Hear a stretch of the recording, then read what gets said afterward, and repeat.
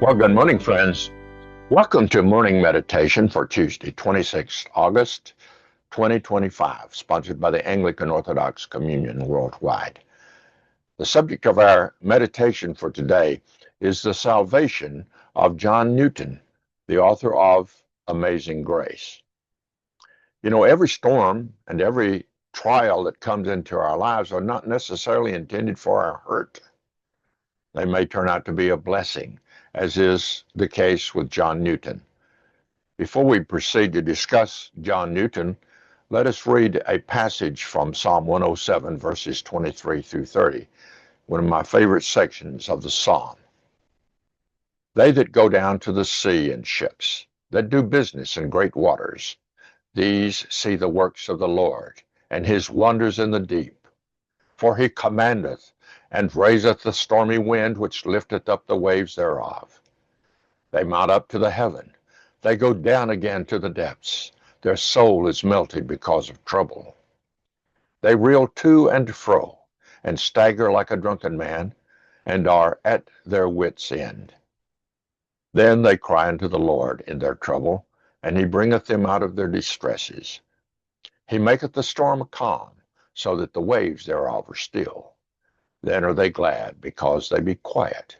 So he bringeth them unto their desired haven. End of reading. John Newton was the son of a captain of a sailing ship. He was raised by a devout mother until the age of 9, at which time the mother died. But she taught him at her knee from the prayer book to make regular prayers, and then of the Bible, the reading of the Bible. When his mother died, his father took him to sea to learn the ropes of sailing. But John became an incorrigible lad.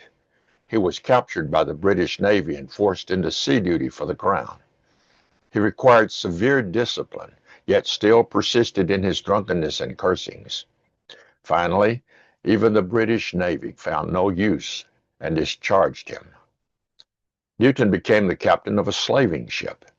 He was so disgusting in his treatment of the slaves and even his own crew that he was perhaps the most hated of all sea captains.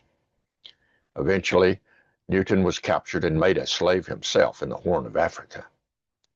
He remained in a terrible servitude for approximately 2 years, at which time he escaped. He was able to gain passage back to England on a commercial sailing vessel, but some 200 miles from England, that vessel encountered a severe storm, so severe that the mast was broken and the mainsail was ripped, and the ship seemed on the verge of coming apart. This situation finally brought Newton to his knees in prayer. Suddenly, he writes, all the biblical lessons his mother taught him came flooding upon his soul. He prayed in the depth of the ship for salvation. Well, the ship was able to somehow manage to make the final voyage to England.